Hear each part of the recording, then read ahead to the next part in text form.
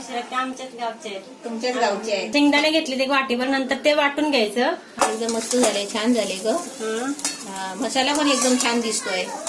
हा, याच्यामध्ये काढते मी थोडीशी. एकदम दिसायला तेवढं छान आहे तर खायला किती छान असेल. आवडली तुम्हाला? हा, मस्त एकदम टेस्ट एकदम मस्त, म्हणजे लोणच्या सारखं. नवीन रेसिपी पाहण्यासाठी लाईक करा, सबस्क्राईब करा आणि ही घंटी वाजवा. नमस्ते. मी घाटावर शिमला मिरची भरलेली कशी बनवतात ते मी तुम्हाला दाखवणार आहे. आणि त्याच्याशी ते बनवणारे इथे बसले आहेत बघा. आणि हे तुम्हाला शिमला मिरची भरलेली दाखवणार आहे. ते घाटावरचे आहे. आता मी त्यांना विचारते, घाटावरची म्हणजे कोणत्या गावामधले आहे? तू घाटावरची आहे ना? गाव कोणता तुझा? काळगाव. काळगाव. म्हणजे त्या मावशी राहतात तिकडे, येळवे मावशी राहतात तिकडच्या. आमच्याच गावचे आहेत. तुमच्याच गावचे आहेत. आम्ही एकाच गावचे. अच्छा, मग तू आता शिमला मिरची भरलेली करून दाखवणार आहेस ना? ते आपण आता जाऊया बनवायला. आता शिमला मिरची भरायला आहे ना, काय काय साहित्य घेतलंय ते मी आता तुम्हाला दाखवते. हे काय घेतलंय? हे लसणाचे कुडे घेतले थोड्या.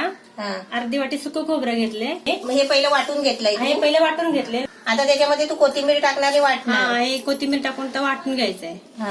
हे शेंगदाणे कशाला घेतले? शेंगदाणे घेतले ते वाटीभर, नंतर ते वाटून घ्यायचं. आता हे खोबऱ्यामध्ये कोथिंबीर टाकून मिक्स करून घेणार ना?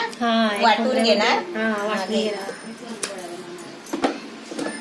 आता हे शेंगदाण्याचं कूट आहे ना, मग त्याच्यामध्ये हे आता मिक्स करणार. हे मिक्स करून घ्यायचं.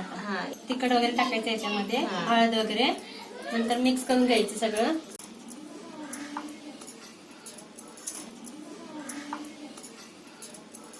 आता याच्यामध्ये तू काय टाकते? आता 1 चमचा मीठ टाकते चवीनुसार. टाक. टाक, जेवढं लागेल तेवढं टाक. आता हळद टाकते. हळद टाकते. हळद किती? थोडी, पाव चमचा ना? हळद थोडी. हे चटणी म्हणजे तुमचा घाटी मसाला. घाटी मसाला. त्याच्यामध्ये सगळं असतो ना, गरम मसाला त्याच्यामध्ये सगळं असतं मिक्स. कांदा, खोबरा, लसूण सगळं असतं. गरम मसाला, कांदा, लसूण, खोबरं सगळं. तो किती टाकते? 1 चमचा. तो 1 चमचा टाकते.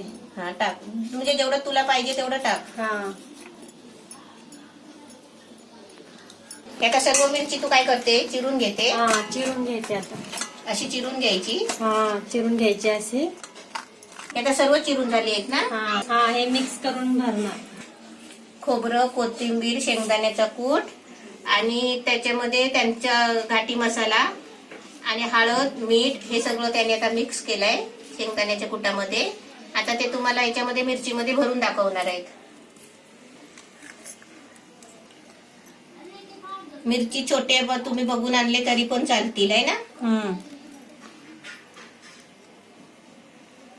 तसं भरू तसं आपल्याला चवीनुसार किती लागेल तसा मसाला भरायचा.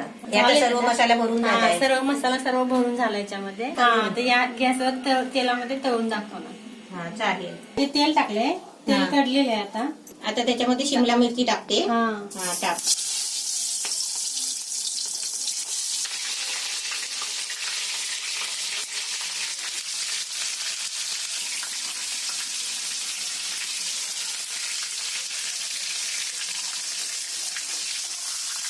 तेला थोड्यावरती फ्राय करून घ्यायचे थोडा वेळ. नंतर थोडा वेळ 5 मिनिटांनी झाकण ठेवायचं. फ्राय करून घ्यायचं थोडा वेळ. आता 5 मिनिटं अशी ठेवलेली, नंतर 5 मिनिटांनी उघडली. आता थोडा वेळ 5 मिनिटांनी जरा फ्राय करायला पाहिजे. झाले. मध्ये मध्ये हलवत होतीस ना? मध्ये मध्ये अर्धा तास ठेवलेली. मध्ये मध्ये हलवत होती. मीडियम गॅस, कधी फुल गॅस असं करून शिजवून काढली. तर गॅस बंद केला. झाले ना आता? एकदम शिमला मिरची छान झाली बघा. तुम्हाला थोडासा मसाला टेस्ट करून दाखवते, कारण घाटावरचा आहे ना. एकदम दिसायला तेवढं छान आहे तर खायला किती छान असेल. एकदम मस्त झाला. आणि त्यांचा घाटी मसाला असतो त्याच्यामुळे अजूनच त्यांचं जेवण सुंदर होतं. आवडली तुम्हाला? मस्त एकदम टेस्ट एकदम मस्त, म्हणजे लोणच्या सारखं मसाला एकदम छान झालाय.